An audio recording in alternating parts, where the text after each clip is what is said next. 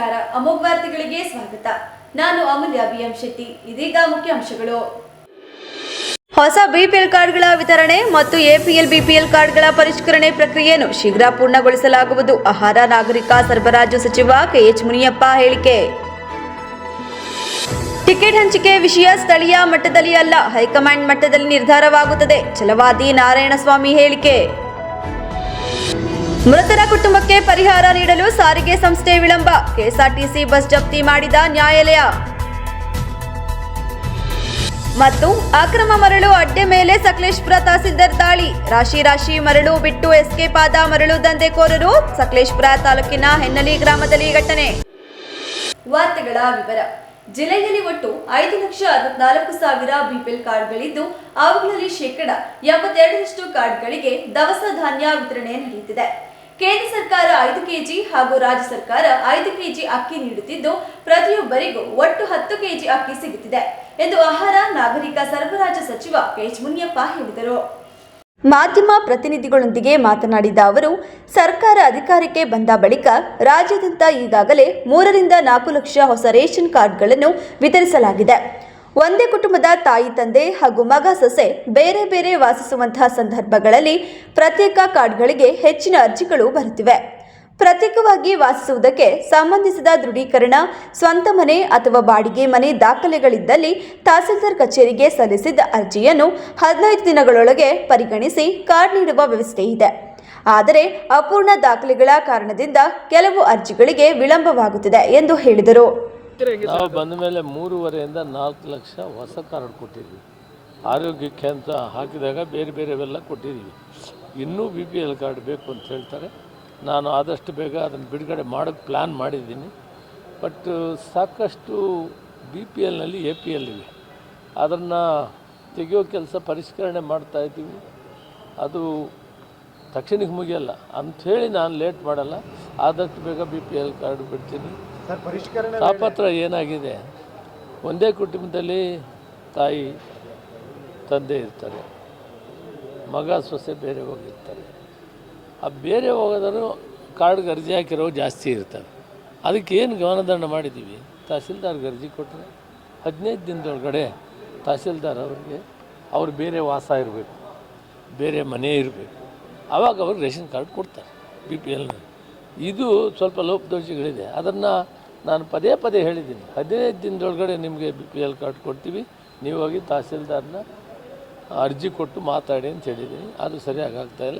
ಅಧಿಕಾರ ಹಂಚಿಕೆ ಮತ್ತು ರಾಜಕೀಯ ಬದಲಾವಣೆ ಕುರಿತ ಪ್ರಶ್ನೆಗೆ ಉತ್ತರಿಸಿದ ಸಚಿವರು, ನಿರ್ಧಾರಗಳು ಹೈಕಮಾಂಡ್ ವ್ಯಾಪ್ತಿಗೆ ಸೇರಿದ್ದು, ಅದರ ತೀರ್ಮಾನಕ್ಕೆ ತಾವು ಬದ್ಧರಾಗಿದ್ದೇವೆ. ಮುಖ್ಯಮಂತ್ರಿ ಸಿದ್ದರಾಮಯ್ಯ ಸಾರ್ವಜನಿಕ ಹಿತದೃಷ್ಟಿಯಿಂದ ಬಜೆಟ್ ಮಂಡಿಸುತ್ತಿದ್ದು, ಅಭಿವೃದ್ಧಿ ಪರ ಯೋಜನೆಗಳನ್ನು ಜಾರಿಗೆ ತರುತ್ತಿದ್ದಾರೆ ಎಂದು ಹೇಳಿದರು. 3.5ರಿಂದ 4 ಲಕ್ಷ ಹೊಸ ಕಾರ್ಡ್ ಕೊಟ್ಟಿದ್ವಿ. ಆರೋಗ್ಯಕ್ಕೆ ಅಂತ ಹಾಕಿದಾಗ ಬೇರೆ ಬೇರೆವೆಲ್ಲ ಕೊಟ್ಟಿದ್ದೀವಿ. ಇನ್ನೂ BPL ಕಾರ್ಡ್ ಬೇಕು ಅಂತ ಹೇಳ್ತಾರೆ. ನಾನು ಆದಷ್ಟು ಬೇಗ ಅದನ್ನು ಬಿಡುಗಡೆ ಮಾಡೋಕ್ಕೆ ಪ್ಲ್ಯಾನ್ ಮಾಡಿದ್ದೀನಿ. ಬಟ್ ಸಾಕಷ್ಟು BPLನಲ್ಲಿ APL ಇವೆ. ಅದನ್ನು ತೆಗೆಯೋ ಕೆಲಸ ಪರಿಷ್ಕರಣೆ ಮಾಡ್ತಾಯಿದ್ದೀವಿ. ಅದು ತಕ್ಷಣಕ್ಕೆ ಮುಗಿಯಲ್ಲ ಅಂಥೇಳಿ ನಾನು ಲೇಟ್ ಮಾಡಲ್ಲ. ಆದಷ್ಟು ಬೇಗ BPL ಕಾರ್ಡ್ ಬಿಡ್ತೀನಿ. ತಾಪತ್ರ ಏನಾಗಿದೆ, ಒಂದೇ ಕುಟುಂಬದಲ್ಲಿ ತಾಯಿ ತಂದೆ ಇರ್ತಾರೆ, ಮಗ ಸೊಸೆ ಬೇರೆ ಹೋಗಿರ್ತಾರೆ. ಆ ಬೇರೆ ಹೋಗೋದರೂ ಕಾರ್ಡ್ಗೆ ಅರ್ಜಿ ಹಾಕಿರೋ ಜಾಸ್ತಿ ಇರ್ತಾರೆ.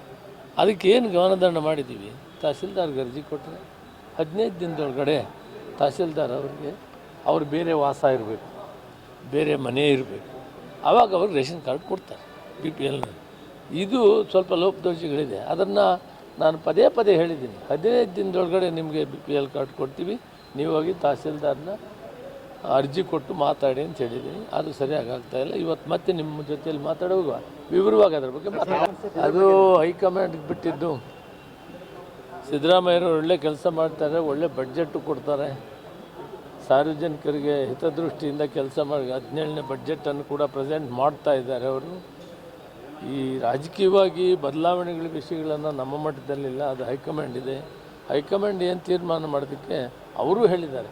ಹೈಕಮಾಂಡ್ಗೆ ಬದ್ಧವಾಗಿರ್ತೀನಿ ಅಂತ ಹೇಳಿದಾಗ ಅದನ್ನು ಯಾರು ಪ್ರಶ್ನೆ ಮಾಡೋ ಅವಶ್ಯಕತೆ ಹೇಳಿದ್ದಾರೆ. ನಮ್ಮ ಲೋಕಸಭಾ ಚುನಾವಣೆಯಲ್ಲಿ ಮೈತ್ರಿ ಮಾಡಿಕೊಂಡಿದ್ದೇವೆ, ತೀರ್ಮಾನವನ್ನು ವರಿಷ್ಠರು ಕೈಗೊಳ್ಳುತ್ತಾರೆ. ಮುಂದಿನ ಚುನಾವಣೆಗಳ ಬಗ್ಗೆ ಕೇಂದ್ರ ನಾಯಕರು ತೀರ್ಮಾನ ಮಾಡುತ್ತಾರೆ. ಟಿಕೆಟ್ ಹಂಚಿಕೆ ವಿಷಯ ಸ್ಥಳೀಯ ಮಟ್ಟದಲ್ಲಿ ಅಲ್ಲ, ಹೈಕಮಾಂಡ್ ಮಟ್ಟದಲ್ಲಿ ನಿರ್ಧಾರವಾಗುತ್ತದೆ ಎಂದು ಛಲವಾದಿ ನಾರಾಯಣಸ್ವಾಮಿ ಹೇಳಿದರು. ನೋಡಿ, ನಾವು ಪಾರ್ಲಿಮೆಂಟ್ನಲ್ಲಿ ಅಲಿಯನ್ಸ್ ಮಾಡ್ಕೊಂಡಿದ್ದೀವಿ. ಈ ಮೈತ್ರಿ ಯಾವುದೋ ಇದನ್ನು ಕೂಡ ಕೇಂದ್ರ ಸರ್ಕಾರ ಕೇಂದ್ರದ ನಾಯಕರು ನಿರ್ಧಾರ ಮಾಡ್ತಾರೆ. ಜನತಾದಳ ನಮ್ಮನ್ನಾಗಲಿ ನಾವು ಅವರನ್ನಾಗಲಿ ಯಾವುದೇ ರೀತಿಯಲ್ಲಿ ನಾವು ಮಾತಾಡ್ತಕ್ಕಂಥದ್ದು ಇದು ಸೂಕ್ತ ಅಲ್ಲ. ನಾವು ಅವರನ್ನೆಷ್ಟು ಗೌರವಿಸ್ತೇವೋ ಅವರು ನಮ್ಮನ್ನು ಅಷ್ಟೇ ಗೌರವಿಸಬೇಕು, ನಾವು ಅವರನ್ನು ಗೌರವಿಸಬೇಕು. ಇದೆಲ್ಲಕ್ಕಿಂತ ಮಿಗಿಲಾಗಿ ಟಿಕೆಟ್ ಕೊಡೋರು ಲೋಕಲಲ್ಲಿ ಯಾರೂ ಇಲ್ಲ. ಭಾರತೀಯ ಜನತಾ ಪಕ್ಷದ ಎಲ್ಲ ತೀರ್ಮಾನಗಳು ಮೇಲ್ಮಟ್ಟದಲ್ಲಿ ನಡೀತವೆ. ಜನತಾ ದಳದ ವಿಚಾರಗಳು ಅದು ದೇವೇಗೌಡರು ಮತ್ತು ಕುಮಾರಸ್ವಾಮಿಯವರು ಅಂಥ ಎತ್ತರದಲ್ಲಿ ಅವರು ನಡೆಸ್ತಾರೆ. ಯಾವುದೋ ಸಣ್ಣ ಪುಟ್ಟ ಸಮಸ್ಯೆಗಳನ್ನು ಇಟ್ಕೊಂಡು ಸ್ಥಳೀಯವಾಗಿ ನಾವು ಹಾಗೇ ಇರ್ತೇವೆ, ಇವ್ರಿಗೆ ಟಿಕೆಟು ಅಂತ ಹೇಳ್ತಕ್ಕಂಥದ್ದು ಅವ್ರಿಗೂ ಅದು ಸರಿಯಾದ ಇದಲ್ಲ, ನಮಗೂ ಸರಿಯಾದ್ದಲ್ಲ. ಪ್ರೀತಮ್ ಗೌಡ್ರದ್ದೇ ಇರ್ಬೋದು, ಯಾರದೇ ಇರ್ಬೋದು, ಅವರ ಟಿಕೆಟನ್ನು ತೀರ್ಮಾನ ಮಾಡೋರು ವರಿಷ್ಠರೇ ಹೊರತು ಲೋಕಲ್ನವರಲ್ಲ. ನಾನು ಇವರು ತೀರ್ಮಾನದಂತೆ ಇಲ್ಲಿ ಯಾವುದೂ ನಡೆಯೋದಿಲ್ಲ. ವರಿಷ್ಠರು, ಎರಡೂ ಪಕ್ಷದ ವರಿಷ್ಠರು ಕೂತ್ಕೊಂಡು ಆವತ್ತು ತೀರ್ಮಾನ ಮಾಡ್ತಾರೆ. ಅಂಥ ಚುನಾವಣೆ ಈಗ ಯಾವುದೂ ಬಂದಿಲ್ಲ. ಲೋಕಲ್ ಬಾಡಿ ಸೆಲೆಕ್ಷನ್ಸು ಎರಡು ರೀತಿಯ ಇದಿದೆ. ಮಾನ್ಯ ದೇವೇಗೌಡರು ಒಂದು ಮಾತು ಹೇಳಿದ್ದಾರೆ, ನಮ್ಮ ಕೇಂದ್ರದ ನಾಯಕರು ಅವರು ಕೂತ್ಕೊಂಡು ಮಾತಾಡಿದಾಗ ಅದು ಏನು ಮಾಡಬೇಕು ಅನ್ನೋದು ಇತ್ಯರ್ಥ ಆಗುತ್ತೆ. ಇದನ್ನು ರಾಷ್ಟ್ರ ಮಟ್ಟದಲ್ಲಿ ಆಗ್ತಕ್ಕಂಥ ಮಾತುಗಳನ್ನು ಇಲ್ಲಿ ಮಾತಾಡಲಿಕ್ಕೆ ಯಾರಿಗೂ ಇದಿಲ್ಲ. Even I am not a person to answer this. ಯಾಕೆ ಅಂತಂದರೆ ನನಗೆ ಯಾವುದು ಆ ರೀತಿ ಅಧಿಕಾರವನ್ನು ನನ್ನ ಪಕ್ಷ ಕೊಟ್ಟಿಲ್ಲ. ನೀವು ಕೇಳಿದ್ದೀರಿ ಅನ್ನೋ ಕಾರಣಕ್ಕೆ ನಾನು ಇದಕ್ಕೆ ಉತ್ತರ ಕೊಟ್ಟಿದ್ದೇನೆ. ಇಲ್ಲಿ ಆಗುತ್ತಾ ಹೋಗುತ್ತಾ ಇಲ್ವಾ, ಅವರು ಇವರು ಈ ಪ್ರಶ್ನೆ ಬರೋದಿಲ್ಲ. ಇದು ರಾಷ್ಟ್ರ ಮಟ್ಟದ ನಾಯಕರ ಮಧ್ಯೆ ಆಗ್ತಕ್ಕಂಥ ತೀರ್ಮಾನ.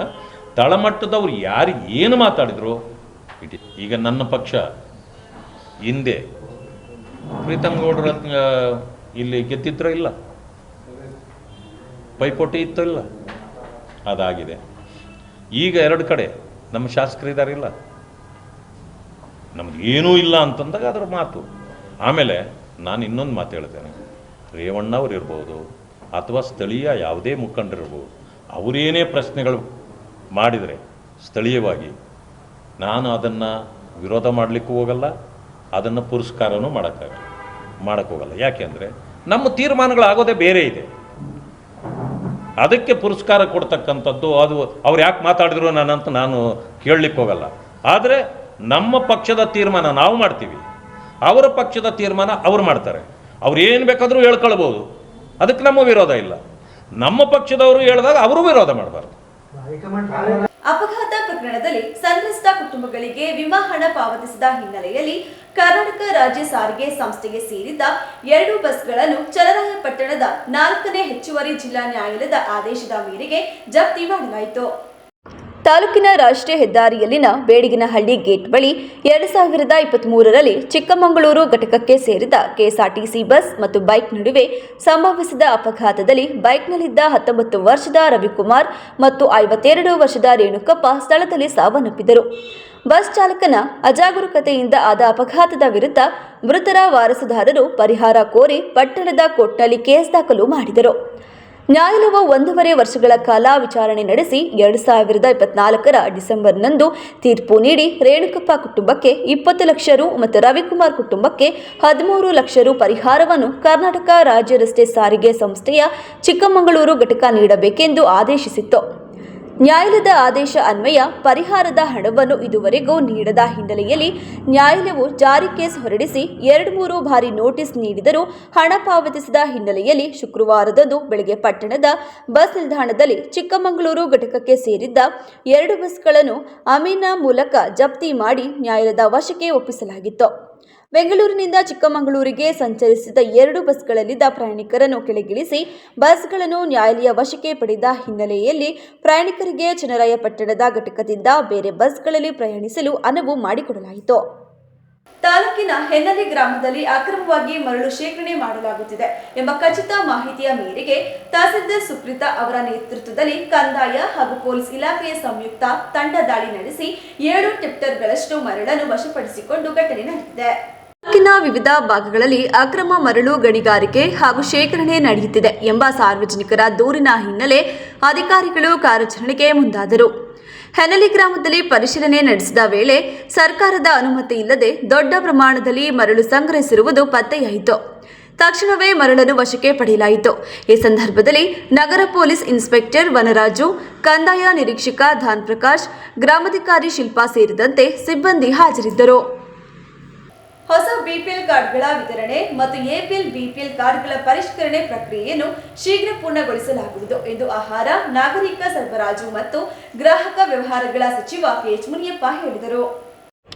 ಮಾಧ್ಯಮದೊಂದಿಗೆ ಮಾತನಾಡಿದ ಅವರು, ರಾಜ್ಯದಲ್ಲಿ ಹೊಸದಾಗಿ 210 ನ್ಯಾಯಬೆಲೆ ಅಂಗಡಿಗಳನ್ನು ಆರಂಭಿಸಲು ಸರ್ಕಾರ ತೀರ್ಮಾನಿಸಿದ್ದು, ಅನ್ನ ಸುವಿಧಾ ಯೋಜನೆಯನ್ನು ಜಾರಿಗೆ ತಂದಿದ್ದೇವೆ. ಜಿಲ್ಲೆಯಲ್ಲಿ ಈ ಯೋಜನೆಯಡಿ 15,000 ಕಾರ್ಡ್ಗಳಿದ್ದು, ಮೊದಲ ಹಂತದಲ್ಲಿ 2,000 ಕಾರ್ಡ್ಗಳಿಗೆ ಸೌಲಭ್ಯ ನೀಡಲಾಗುವುದು.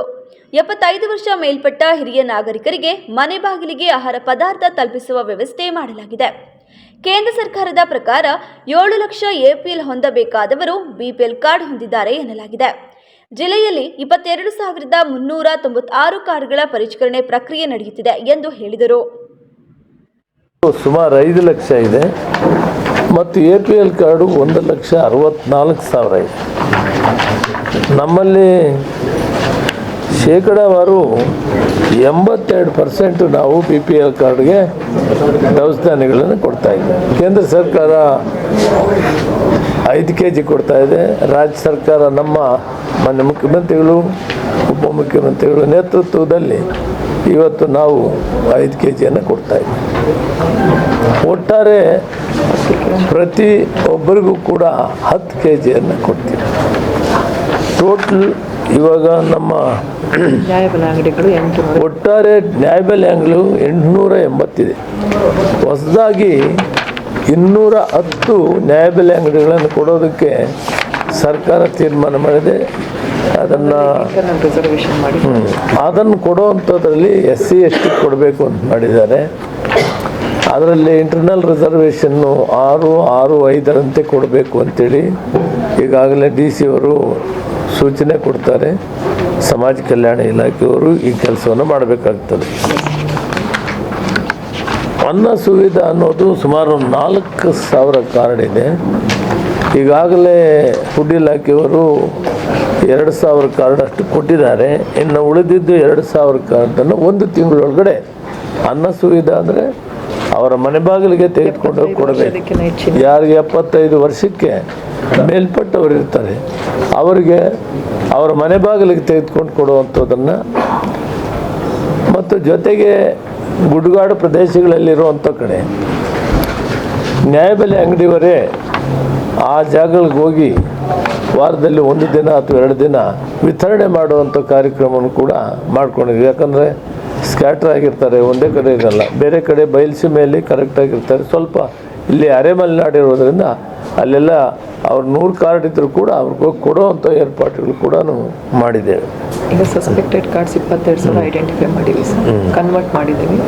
ಇನ್ನು BPL ಅವರು ಕೇಂದ್ರ ಸರ್ಕಾರ ಅಂದಾಜು ಮಾಡಿದೆ 7 ಲಕ್ಷ ಸಸ್ಪೆಕ್ಟೆಡ್, ಅಂದರೆ ಅವರು BPLನಲ್ಲಿದ್ದಾರೆ, APLನವರು ಅಂತ ಕೇಂದ್ರ ಸರ್ಕಾರ ಮಾಡಿದೆ, ಸಸ್ಪೆಕ್ಟ್ ಮಾಡಿದ್ದಾರೆ. ಅದನ್ನು ಎನ್ಕ್ವೈರಿ ಮಾಡಬೇಕು. ಈ ಜಿಲ್ಲೆಯಲ್ಲಿ 22,396 ಕಾರ್ಡ್ ಇದೆ. ಅದನ್ನು ಪರಿಷ್ಕರಣೆ ಮಾಡ್ತಾ ಇದ್ದೀವಿ. ಪರಿಷ್ಕರಣೆ ಆದಮೇಲೆ ಯಾರು BPLಗೆ ಬರೋದಿಲ್ವೋ ಅವ್ರನ್ನ APLಲ್ಲಿ ಇಡುವಂಥ ವ್ಯವಸ್ಥೆ ಮಾಡ್ತೀವಿ. ಈ ಸಂದರ್ಭದಲ್ಲಿ ಜಿಲ್ಲಾಧಿಕಾರಿ KS ಲತಾ ಕುಮಾರಿ, ಜಿಲ್ಲಾ ಪಂಚಾಯಿತಿ ಕಾರ್ಯನಿರ್ವಹಣಾಧಿಕಾರಿ BR ಪೂರ್ಣಿಮಾ, ಜಿಲ್ಲಾ ಪೊಲೀಸ್ ವರಿಷ್ಠಾಧಿಕಾರಿ ಶೋಭಾನ್ವಿತಾ, ಅಪರ ಜಿಲ್ಲಾಧಿಕಾರಿ ಸೇರಿದಂತೆ ಆಹಾರ ಇಲಾಖೆ ಅಧಿಕಾರಿಗಳು ಹಾಜರಿದ್ದರು. ಇದೀಗ ಜಾಹೀರಾತು.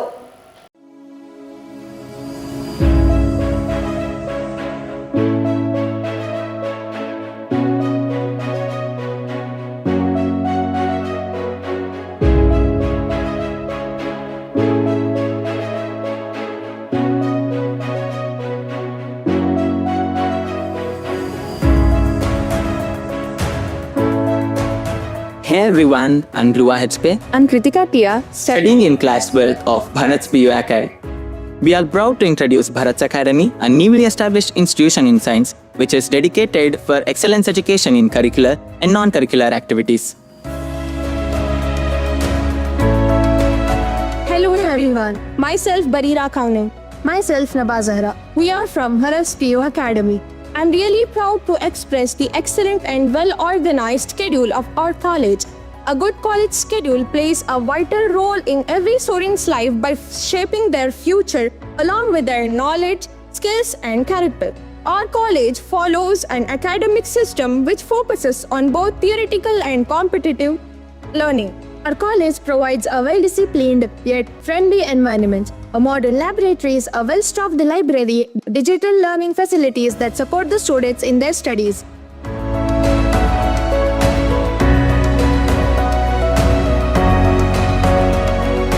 The Bharat PU Academy is founded by Mr. Bharat VS and the secretary Mrs. Netra Bharat and the principal of this college Mr. Murli RM.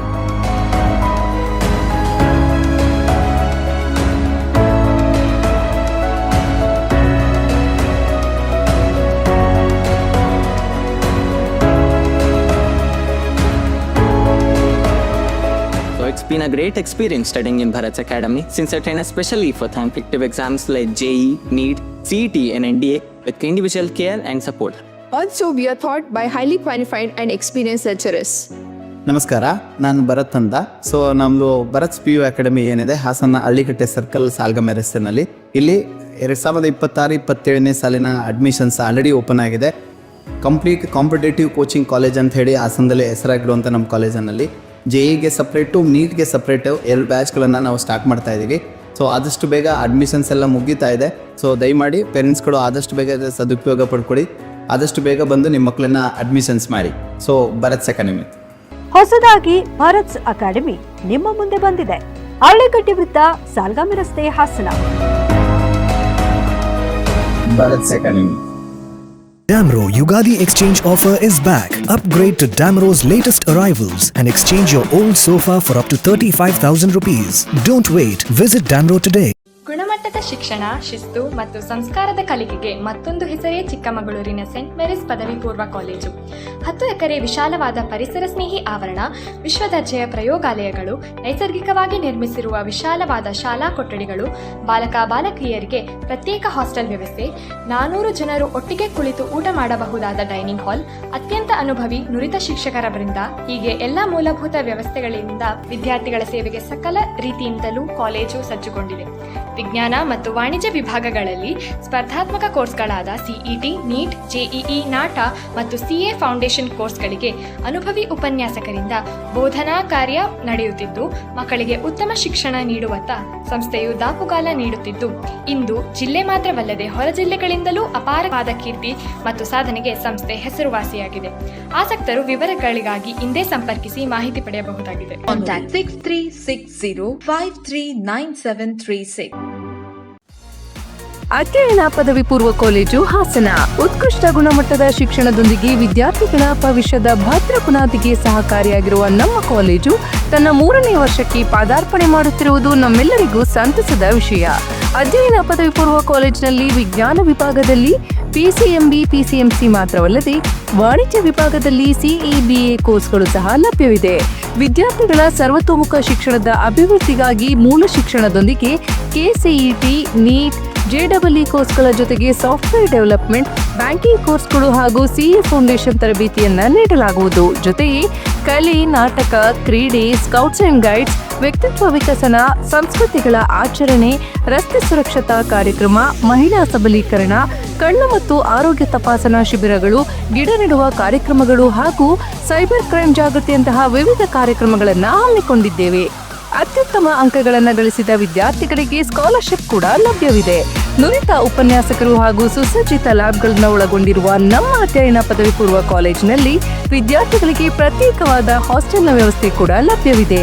2026-27ನೇ ಶೈಕ್ಷಣಿಕ ಸಾಲಿಗೆ ದಾಖಲಾತಿಗಳು ಪ್ರಾರಂಭವಾಗಿದ್ದು, ವಿದ್ಯಾರ್ಥಿಗಳ ಉಜ್ವಲ ಭವಿಷ್ಯದ ಕನಸಿನ ಮೊದಲ ಹೆಜ್ಜೆ ನಮ್ಮ ಅಧ್ಯಯನ ಪದವಿ ಪೂರ್ವ ಕಾಲೇಜು. ದಾಖಲಾತಿಗಾಗಿ ಹಿಂದೆ ಸಂಪರ್ಕಿಸಿ. ಅಧ್ಯಯನ ಪದವಿ ಪೂರ್ವ ಕಾಲೇಜು, ವಿದ್ಯಾನಗರ, ಹಾಸನ. ಕಾಂಟ್ಯಾಕ್ಟ್ 9019526599. ನಾನು ಯಾವತ್ತೂ ಮರೆಯಲ್ಲ. ನಾನು ಚಿಕ್ಕವನಾಗಿದ್ದಾಗ ಹುಟ್ಟದಬ್ಬ ಅಂದ್ರೆ ಚಾಕ್ಲೇಟ್. ಜೊತೆಯಾಗಿದ್ದರೆ ಎಲ್ಲರೂ ಸಿಹಿಯಾದ ಸಂಭ್ರಮವು, ಖುಷಿ ಇದ್ದರೆ ಎಲ್ಲೆಲ್ಲೂ ಪ್ರತಿದಿನವೂ ಸಡಗರವು. Campco chocolates, spreading. Kiran milestone English medium school, Kanathur, Arur taluk, Hassan ಜಿಲ್ಲೆ. ನರ್ಸರಿಯಿಂದ SSLC ಅವರಿಗೆ ದಾಖಲಾತಿ ಪ್ರಾರಂಭವಾಗಿದೆ. ಕಲಿಕೆಗೆ ಪೂರಕ ಹಾಗೂ ಪ್ರಶಾಂತವಾದ ವಾತಾವರಣವಿದ್ದು, ವಿಶಾಲವಾದ ಆಟದ ಮೈದಾನ, ಕರಾಟೆ, ನೃತ್ಯ, ಹಾಡು, ಧ್ಯಾನ, ಯೋಗ ಮತ್ತು ಕ್ರೀಡೆಗಳಿಗೆ ಪರಿಣಿತರಿಂದ ತರಬೇತಿ ನೀಡಲಾಗುವುದು. ಕಂಪ್ಯೂಟರ್ ಲ್ಯಾಬ್, ಲೈಬ್ರರಿ, ನುರಿತ ಬೋಧಕರಿಂದ ವಿದ್ಯಾರ್ಥಿಗಳ ಶಿಕ್ಷಣಕ್ಕೆ ಹೆಚ್ಚು ಒತ್ತು ನೀಡಲಾಗುತ್ತಿದೆ. ಇದರಿಂದ ಪ್ರತಿ ವರ್ಷ ವಿದ್ಯಾರ್ಥಿಗಳ ಫಲಿತಾಂಶವು ಏರುಗತಿಯಲ್ಲಿದೆ. ಕ್ವಿಜ್, ಡಿಬೇಟ್, ಗ್ರೂಪ್ ಸ್ಟಡೀಸ್ ಮತ್ತು ಸ್ಟಡಿ ಅವರ್ಸ್ಗಳನ್ನು ನಡೆಸಿ ಪ್ರತಿಭಾವಂತ ವಿದ್ಯಾರ್ಥಿಗಳು ಹೊರಹೊಮ್ಮುವಂತೆ ನೋಡಿಕೊಳ್ಳಲಾಗುತ್ತದೆ. ನಮ್ಮ ಶಾಲೆಯಲ್ಲಿ ವ್ಯಾಸಂಗಕ್ಕೆ ಬರುವ ಮಕ್ಕಳಿಗೆ ಉತ್ತಮ ಬಸ್ ಸೌಲಭ್ಯವಿರುತ್ತದೆ. ನಿಮ್ಮ ಮಕ್ಕಳ ಭವಿಷ್ಯಕ್ಕಾಗಿ ಉತ್ತಮ ಆಯ್ಕೆ Kiran milestone English medium school. ವಿಳಾಸ ಕಣತೂರು, ಆಲೂರು ತಾಲೂಕು, ಹಾಸನ ಜಿಲ್ಲೆ. ಹೆಚ್ಚಿನ ಮಾಹಿತಿಗಾಗಿ ಸಂಪರ್ಕಿಸಿ 9632885902, 6363831152, 9964417623. 100 ವರ್ಷಗಳು 100 ದಿನಗಳು ಮೇಕಿಂಗ್ ಶುಲ್ಕದಲ್ಲಿ 100% ರಿಯಾಯಿತಿ. Bhima legacy fest 100 days offer. ಚಿನ್ನ, ಬೆಳ್ಳಿ ಮತ್ತು ವಜ್ರದ ಮೇಲಿನ ಮೇಕಿಂಗ್ ಶುಲ್ಕದಲ್ಲಿ 100% ವರೆಗೆ ರಿಯಾಯಿತಿ ಪಡೆಯಿರಿ. ಮತ್ತು ಪ್ರತಿ 1 ಲಕ್ಷ ರೂಪಾಯಿ ಮೌಲ್ಯದ ವಜ್ರದ ಮೇಲೆ 24 ಕ್ಯಾರೆಟ್ ಚಿನ್ನದ ಬಾರ್ ಉಚಿತವಾಗಿ ಪಡೆಯಿರಿ. ಎಲ್ಲಾ ಭೀಮಾ ಮಳಿಗೆಗಳಲ್ಲಿ ಲಭ್ಯ. ಷರತ್ತುಗಳು ಅನ್ವಯ. ಗೋಮತಿ ಕಲ್ಯಾಣ ಮಂಟಪ 14 ವಸಂತಗಳನ್ನು ಪೂರೈಸಿ 15ನೇ ವರ್ಷಕ್ಕೆ ಪಾದಾರ್ಪಣೆ ಮಾಡುತ್ತಿರುವ ನಮ್ಮ ಗೋಮತಿ ಕಲ್ಯಾಣ ಮಂಟಪವನ್ನ ಹೊಚ್ಚ ಹೊಸ ರೂಪದಲ್ಲಿ ನಿಮ್ಮ ಮುಂದೆ ಪ್ರಸ್ತುತಪಡಿಸುತ್ತಿದ್ದೇವೆ. ಅತ್ಯಾಧುನಿಕವಾಗಿ ನವೀಕರಣಗೊಂಡ ಕಲ್ಯಾಣ ಮಂಟಪದಲ್ಲಿ 1200 ಜನರು ಕೂರಬಹುದಾದಂತಹ ಬ್ಯಾಂಕ್ವೆಟ್ ಹಾಲ್ ಹಾಗೂ 700 ಜನರು ಊಟ ಮಾಡಬಹುದಾದ ಡೈನಿಂಗ್ ಹಾಲ್ ಇದ್ದು, ಮದುವೆ, ಬೀಗರ ಔತಣ, ನಾಮಕರಣ ಮತ್ತು ಎಲ್ಲ ಶುಭ ಸಮಾರಂಭಗಳಿಗೆ ಸಸ್ಯಾಹಾರಿ ಮತ್ತು ಮಾಂಸಾಹಾರಿ ಔತಣಗಳಿಗೆ ಹಾಲ್ ಅನ್ನು ನೀಡಲಾಗುತ್ತದೆ. 4 ಎಕರೆಗೂ ಅಧಿಕ ಜಾಗದಲ್ಲಿ ವಾಹನಗಳಿಗೆ ಉತ್ತಮವಾದ ಪಾರ್ಕಿಂಗ್ ವ್ಯವಸ್ಥೆ ಸಹ ಲಭ್ಯವಿದೆ. ನಿಮ್ಮ ಕುಟುಂಬದ ಸುಂದರ ಕಾರ್ಯಕ್ರಮಗಳನ್ನ ಅತ್ಯುತ್ತಮ ಕ್ಷಣಗಳನ್ನಾಗಿ ಮಾರ್ಪಾಡಾಗಿಸಲು ಒಂದು ಒಳ್ಳೆಯ ಜಾಗ, ಅದುವೇ ನಮ್ಮ ಗೋಮತಿ ಕಲ್ಯಾಣ ಮಂಟಪ. ಗೋಮತಿ ಕಲ್ಯಾಣ ಮಂಟಪ, ಕೋಟ್, ಹೊಸ ಬಸ್ ನಿಲ್ದಾಣದ ಹತ್ತಿರ, ಚನ್ನಪಟ್ಟಣ ಬಡಾವಣೆ, ಹೊಳೆನರಸೀಪುರ ರಸ್ತೆ, ಹಾಸನ. ಬುಕಿಂಗ್ ಹಾಗೂ ಹೆಚ್ಚಿನ ಮಾಹಿತಿಗಾಗಿ ಸಂಪರ್ಕಿಸಿ 9484272661 ಮತ್ತು 8970568666. ಮತ್ತೊಮ್ಮೆ ಅಮುವಾರ್ತಿಗಳಿಗೆ ಸ್ವಾಗತ. ನಾವು ಇದೇ ತಿಂಗಳ 28ನೇ ತಾರೀಕಿನಂದು ನಡೆಯುವ ಕಾಂಗ್ರೆಸ್ ಕಾರ್ಯಕರ್ತರ ಸಮ್ಮೇಳನ ಸಂಪೂರ್ಣವಾಗಿ ಪಕ್ಷದ ಕಾರ್ಯಕ್ರಮವಾಗಿ ನಡೆಸುತ್ತಿದ್ದೇವೆ. ಕಾಂಗ್ರೆಸ್ನಲ್ಲಿರುವ ಸದಸ್ಯರನ್ನು ಪ್ರತಿಯೊಬ್ಬರನ್ನು ಆಹ್ವಾನಿಸುವ ವ್ಯವಸ್ಥೆ ಮಾಡಿದ್ದೇವೆ. ಆದರೆ ಇದೇ 14ನೇ ತಾರೀಕಿಗೆ ನಡೆಯುತ್ತಿರುವ ಶಾಸಕ HK ಸುರೇಶ್ ಅವರ ಸ್ನೇಹ ಸಮ್ಮೇಳನ ಸರ್ಕಾರಿ ಕಾರ್ಯಕ್ರಮವೇ ಅಲ್ಲ ಎಂದು ಮಾಜಿ ಸಚಿವ ಬಿಶುರಾಮ್ ಹೇಳಿದರು. 28ನೇ ತಾರೀಕಿಗೆ ಕಾಂಗ್ರೆಸ್ ಸಮ್ಮೇಳನವನ್ನ ಈ ಕ್ಷೇತ್ರದ ಕೇಂದ್ರ ಸ್ಥಾನದಲ್ಲಿ 28ಕ್ಕೆ ಶನಿವಾರ ನಾವು ಕೂಡ ಮಾಡ್ತಾ ಇದ್ದೇವೆ. ಎಲ್ಲ ಗ್ರಾಮ ಪಂಚಾಯಿತಿ ಮಾಜಿ ಸದಸ್ಯರು ಮತ್ತು ಕಾರ್ಯಕರ್ತರ ಒಳಗೊಂಡಂತ ಒಂದು ಸಮ್ಮೇಳನ, ಅದನ್ನು ಸಮ್ಮೇಳನ, ಇದು ನಮ್ಮ ಒಂದು ಕಾರ್ಯಕ್ರಮ. ಈ ಕಾರ್ಯಕ್ರಮದಲ್ಲಿ ಪರಿಪೂರ್ಣವಾಗಿರ್ತಕ್ಕಂಥ ಎಲ್ಲ ಕಾರ್ಯಕರ್ತರು ಸದಸ್ಯರು, ಈ ಹಿಂದೆ ಆಯ್ಕೆ ಆಗಿದ್ದವರು, ಜೊತೆಗೆ ನಾಮಿನೇಟೆಡ್ ಮೆಂಬರ್ಸು, ಈ ಹಿಂದೆ ಇದ್ದು ಈಗಿರ್ತಕ್ಕಂಥವರು, ಪ್ರತಿಯೊಬ್ಬರನ್ನು ಕರೀತಕ್ಕಂಥ ವ್ಯವಸ್ಥೆನ ಮಾಡಿರ್ತೀವಿ. ಆದರೆ ವಿಶೇಷವಾಗಿ 14ನೇ ತಾರೀಕು ಒಂದು ಸ್ನೇಹ ಸಮ್ಮೇಳನ ನಡೀತಾ ಇದೆ. ಅದು ಯಾವುದೇ ಸರ್ಕಾರಿ ಕಾರ್ಯಕ್ರಮ ಅಲ್ಲ. ಇದು ನಾನು ಯಾಕೆ ಒತ್ತಿ ಹೇಳ್ತಾ ಇದ್ದೀನಿ ಸರ್ಕಾರಿ ಕಾರ್ಯಕ್ರಮ ಅಲ್ಲ ಅಂತ ಹೇಳಿದ್ರೆ, PDOಗಳು ಆ ಕಾರ್ಯಕ್ರಮಕ್ಕೆ ಎಲ್ಲ ಮಾಜಿ ಸದಸ್ಯರುಗಳನ್ನ ಕರೀತಾ ಇದ್ದಾರಂತೆ. ಅವರಿಗೆ ಆದೇಶ. ಆಮಂತ್ರಣವೋ ಆದೇಶವೋ ಗೊತ್ತಿಲ್ಲ.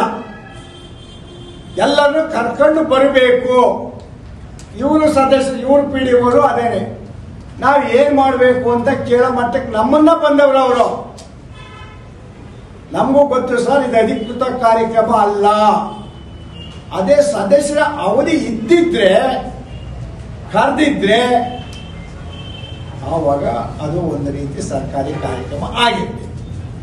ಈಗ ನಾವು ಒಂದು ಸರ್ಕಾರಿ ಕಾರ್ಯಕ್ರಮ ಮಾಡಿದ್ವಿ, ಮುಖ್ಯಮಂತ್ರಿಗಳು ಬಂದಿದ್ರು, ಎಲ್ಲ ಬಂದಿದ್ರು, ಅದನ್ನು PDOಗಳಿಗೆ ವಹಿಸಿದ್ವಿ. ಅದು ಪರಿಪೂರ್ಣವಾಗಿ ಸರ್ಕಾರಿ ಅಧಿಕೃತ ಕಾರ್ಯಕ್ರಮ. ಆದರೆ 14ಕ್ಕೆ ನಾಳೆ ನಡೆಯೋದು ಸರ್ಕಾರಿ ಕಾರ್ಯಕ್ರಮ ಅಲ್ಲ, ಶಾಸಕರ ವೈಯಕ್ತಿಕವಾದ ಕಾರ್ಯಕ್ರಮ. ಇದರಲ್ಲಿ PDOಗಳು, EO. ಪತ್ರಿಕಾಗೋಷ್ಠಿಯಲ್ಲಿ ಕೆಡಿಪಿ ಸದಸ್ಯ ಬಿಕ್ಕೋಡ್ ಚೇತನ್, ಸದಸ್ಯ ಪ್ರದೀಪ್, ವಿರೂಪಾಕ್ಷ ಹಾಗೂ ಹೇಮಂತ್ ಉಪಸ್ಥಿತರಿದ್ದರು. ಕೇಂದ್ರ ಸರ್ಕಾರದ ಕಾರ್ಮಿಕ ವಿರೋಧಿ ನೀತಿ ಖಂಡಿಸಿ ಎಐಟಿಯುಸಿ ನೇತೃತ್ವದಲ್ಲಿ ವಿವಿಧ ಕಾರ್ಮಿಕ ಸಂಘಟನೆಗಳು ಪಟ್ಟಣದಲ್ಲಿ ಪ್ರತಿಭಟನೆ ನಡೆಸಿದರು. ಗ್ರಾಮ ಪಂಚಾಯಿತಿ ಹೊರಗುತ್ತಿಗೆ ನೌಕರರು, ಅಂಗನವಾಡಿ ನೌಕರರು, ಬಿಸಿಯೂಟ ನೌಕರರು, ಕೊತ್ತಲು ಗಣಪತಿ ಉದ್ಯಾನದಿಂದ ಪ್ರಮುಖ ಬೀದಿಗಳಲ್ಲಿ ಕೇಂದ್ರ ಸರ್ಕಾರದ ಕಾರ್ಮಿಕ ವಿರೋಧಿ ನೀತಿ ವಿರುದ್ಧ ಘೋಷಣೆಗಳನ್ನು ಕೂಗುತ್ತಾ ಮೆರವಣಿಗೆಯಲ್ಲಿ ಅನಕೃ ವೃತ್ತಕ್ಕೆ ತೆರಳಿ ಮಾನವ ಸರಪಳಿ ನಿರ್ಮಿಸಿದರು. ಬಳಿಕ ಕೆಲಕಾಲ ರಸ್ತೆ ತಡೆ ನಡೆಸಿ ಪ್ರತಿಭಟಿಸಿದರು. ಸಿಐಟಿಯ ಮುಖಂಡ ಲಿಂಗರಾಜ್ ಮಾತನಾಡಿ, ಕೇಂದ್ರ ಸರ್ಕಾರ ಕಾರ್ಪೊರೇಟ್ ಕಂಪನಿಗಳ ಹಿತ ಕಾಯುವ ಉದ್ದೇಶದಿಂದ ತಂದಿರುವ ಕಾರ್ಮಿಕ ವಿರೋಧಿ ಕಾನೂನು ಕಾರ್ಮಿಕರ ಹಕ್ಕು ಮತ್ತು ಹಿತಾಸಕ್ತಿಗೆ ವಿರುದ್ಧವಾಗಿದ್ದು, ಕೂಡಲೇ ಇದನ್ನು ಹಿಂಪಡೆಯಬೇಕು. ರದ್ದುಪಡಿಸಿರುವ ಕನಿಷ್ಠ ವೇತನ ಪದ್ಧತಿಯನ್ನು ಪುನಃ ಜಾರಿಗೆ ತರಬೇಕು. ಅಂಗನವಾಡಿ, ಗ್ರಾಮ ಪಂಚಾಯಿತಿ ನೌಕರರಿಗೆ ಸೇವಾ ಭದ್ರತೆ ದೊರಕಿಸಲು ಕ್ರಮ ಕೈಗೊಳ್ಳಬೇಕು ಎಂದು ಆಗ್ರಹಿಸಿದರು. ಗ್ರಾಮ ಪಂಚಾಯತಿ ನೌಕರರಿಗೆ ಕೊಡಬೇಕಾದ ಗರಿಷ್ಠ ವೇತನ 36,000 3 ವರ್ಷದಿಂದಲೂ ಹೋರಾಟ ಮಾಡ್ತಾ ಇದ್ವಿ. ಯಾವುದೇ ಹೋರಾಟದಲ್ಲೂ ಅವ್ರಿಗೆ ಫಲ ಸಿಗ್ತಾ ಇಲ್ಲ. ಹಾಗಾಗಿ ಮತ್ತೆ ಇಲ್ಲಿ ಪಂಚಾಯತಿನಲ್ಲಿ ಗ್ರಾಮ ಪಂಚಾಯತಿ ನೌಕರರು ಜೀತದಾಳದಂತೆ ದುಡಿಸ್ಕೊತಾವ್ರೆ. ಅವ್ರಿಗೆ ಯಾವುದೇ ರೀತಿನ ಸವಲತ್ತುಗಳನ್ನು ಕೊಡ್ತಾ ಇಲ್ಲ. ಇವತ್ತು ಒಂದೊಂದು ಪಂಚಾಯತಿಲಿ 9 ತಿಂಗಳು, 10 ತಿಂಗಳು, 11 ತಿಂಗಳು ಸಂಬಳ ಬಾಕಿ ಐತೆ. ಆ ಸಂಬಳ ಕೇಳಕ್ ಹೋದ್ರೆ PDOಗಳು ನೌಕರ ಮೇಲೆ ದಬ್ಬಾಳಿಕೆ ಮಾಡ್ತಾರೆ ಅಂದ್ರೆ ಯಾವ ರೀತಿ ಅಂತ ಅಂದ್ರೆ, ಅವ್ರ ಕೆಲಸದಿಂದಲೇ ಇರಬಾರ್ದು. ನೀನೇನಾರ ಸಂಬಳ ಕೇಳಿದ್ರೆ ನೀನ್ ಕೆಲಸ ಬಿಟ್ಟು ಹೋಗು. ಅವ್ರ ಹಕ್ಕನ್ನ ಅವ್ರು ಕೇಳಂಗಿಲ್ಲ. ಅದೇ ರೀತಿ ರಿಟೈರ್ಡ್ ಆಗಿರ್ತದೆ, 60 ವರ್ಷ ವಯೋನಿವೃತ್ತಿ ಹೊಂದಂತ ನೌಕರರು ಇರ್ತಾರೆ. ಆ ನೌಕರರಿದ್ದು ಅವ್ರ ಸರ್ಕಾರದ ಆದೇಶ ಸುತ್ತೋಲನೆ ಇದೆ, ಅವ್ರಿಗೆ ಗ್ರಾಜ್ಯುಟಿ ಕೊಡ್ಬೇಕು ರಿಟೈರ್ಡ್ ಆದಾಗ ಅಂತ ಅಂದ್ಬಿಟ್ಟು. ಆ ಗ್ರಾಜ್ಯುಟಿನೂ ಕೊಡ್ದೇನೆ ಇವರು ವರ್ಗ 1ರಲ್ಲಿ ಅದು ಇದು ಬಳಸ್ಕೊಂಡು ನೌಕರರು ಇವತ್ತು 20 ಜನ ನಮ್ಮ ತಾಲೂಕಲ್ಲಿ ರಿಟೈರ್ಡ್ ಆಗಿರೋಂತ ನೌಕರರು ಇದ್ದಾರೆ. ಅವ್ರಿಗೆ ಇದುವರೆಗೂ ಕೂಡ ಗ್ರಾಜ್ಯುಟಿ ಕೊಟ್ಟಿಲ್ಲ. ತಾಲೂಕ್ ಪಂಚಾಯತಿಗೆ, ಜಿಲ್ಲಾ ಪಂಚಾಯತಿಗೆ ಎಲ್ಲಕ್ಕೂ ಮನವಿ ಕೊಟ್ಟಿಲ್ಲ. ಆಮೇಲೆ ಕನಿಷ್ಠ ವೇತನ ನಮ್ಗೆ ಇದುವರೆಗೂ ಸಿಕ್ಕಿಲ್ಲ. ಕೆಲವು ಪಂಚಾಯತಿನಲ್ಲಿ 15,000 ಕೊಡ್ತಾವ್ರೆ, 14,000 ಕೊಡ್ತಾವ್ರೆ. ಕೆಲವ್ರನ್ನ ಯಾವ್ದೋ ರೀತಿ ನೌಕರರು ಅನ್ನೋ ರೀತಿನೇ ಕಾಣ್ತಾ ಇಲ್ಲ. ಆತರ ಒಂದು ಬಹಳ ಅವಹೇಳನವಾಗಿ ಕೆಲಸ ಮಾಡ್ತಾರೆ. ಅದ್ರಲ್ಲೂ ಬೇರೆ ವಸೂಲಾತಿನಲ್ಲಿ ನಾವು ಎಲ್ಲಾರ್ಗು ಹೇಳಿದ್ವಿ, ವಸೂಲಾತಿ ಮಾಡದೆ ಹೋದ್ರೆ ನಿಮಗೆ ಸಂಬಳ ಬರೋದಿಲ್ರಪ್ಪ ಅಂತ ಹೇಳಿ. ಆದ್ರೂ ವಸೂಲಾತಿ ಮಾಡ್ಬೇಕಾರೆ ಜನರು ಕೊಡೋದಿಲ್ಲ ದುಡ್ಡನ್ನ, ಅಥವಾ ತೆರಿಗೆ ಕಟ್ಬೇಕಾರೆ ಅವರು ಇಂಥ ತೆರಿಗೆ ಕಟ್ತಾ ಇದೀವಿ ನಾವು ತಗೊಳ್ಳಿ ಅನ್ನೋದಿಲ್ಲ. ಇಲ್ಲಿ ಅಧಿಕಾರಿಗಳು ನೌಕರ ಮೇಲೆ ಒತ್ತಡ ಮಾಡಿ ಕೆಲವು ನೌಕರರು ಆತ್ಮಹತ್ಯೆ ಮಾಡ್ಕೊಳ್ಳೋ ಪ್ರಯತ್ನನೂ ಪಟ್ಟವ್ರೆ. ಈಗಾಗಲೇ ಚಾಮರಾಜನಗರದಲ್ಲಿ ಒಂದ್ ಕಡೆ ವಾಟರ್ ಮ್ಯಾನ್ ವಸೂಲಾತಿ ಮಾಡಿಲ್ಲ ಅನ್ನೋ ಕಾರಣಕ್ಕೆ ಅವನಿಗೆ 9 ತಿಂಗಳು ಸಂಬಳ ನಿಲ್ಸಿ ಅವನ ಆತ್ಮಹತ್ಯೆ ಮಾಡ್ಕೊಂಡವನೇ. ಅವ್ರ ಕುಟುಂಬಕ್ಕೂ ಏನು ಕೊಟ್ಟಿಲ್ಲ. ಇಲ್ಲಿ ಏನು ವಾಟರ್ ಮ್ಯಾನ್ಗಳು ನಿವೃತ್ತಿ ಹೊಂದವ್ರೆ, ಅವರು ಅಂಗವಿಕಲರಾಗ್ಯವ್ರೆ. ಈಗ ಅವ್ರಿಗೆ ಸ್ಟ್ರೋಕ್ ಆಗಿ ಇದಾಗಿ ಅವ್ರ ಜೀವನ ಮಾಡಕ್ ಕಷ್ಟ ಆಯ್ತದೆ. ಹಂಗಾಗಿ ಅವ್ರಿಗೆ ವಯೋ ನಿವೃತ್ತಿ ದುಡ್ಡನ್ನ ಅವ್ರಿಗೆ ಕೊಡಬೇಕು, ತಾಲೂಕ್ ಪಂಚಾಯತಿ ಇವುಗಳಿಂದ ಕೊಡಬೇಕು. ನಮ್ಮ ಈ ರಾಜ್ಯ ಸರ್ಕಾರದ ಸಚಿವರು ಕಣ್ಣು ಮುಚ್ಚಿಗೆ ಕೂತವ್ರೆ. ನೌಕರಿಗೆ ಇಷ್ಟೆಲ್ಲ ಸಮಸ್ಯೆ ಆಯ್ತಾದ್ರು ಕೂಡ ಒಂದು ದಿನ ಅವರು ನೌಕರ ಬಗ್ಗೆ ಮಾತಾಡಿದಿಲ್ಲ. ಈ ತಾಲೂಕ್ MLA ಕೂಡ ಮಾತಾಡಿಲ್ಲ. ಈ ಸಂದರ್ಭದಲ್ಲಿ ಅಕ್ಷರ ದಾಸೋಹ ನೌಕರರ ಸಂಘದ ಅಧ್ಯಕ್ಷೆ ಯಶೋದಮ್ಮ, ಮುಖಂಡರಾದ ಅಶೋಕ್, ಲೀನಾ ಡಯಾಸ್, ಅಂಬಿಕಾ, ಚಂದ್ರೇಗೌಡ, ಸುಬ್ರಹ್ಮಣ್ಯ ಉಪಸ್ಥಿತರಿದ್ದರು. ಕೊನೆಯಲ್ಲಿ ಮತ್ತೊಮ್ಮೆ ಮುಖ್ಯಾಂಶಗಳು.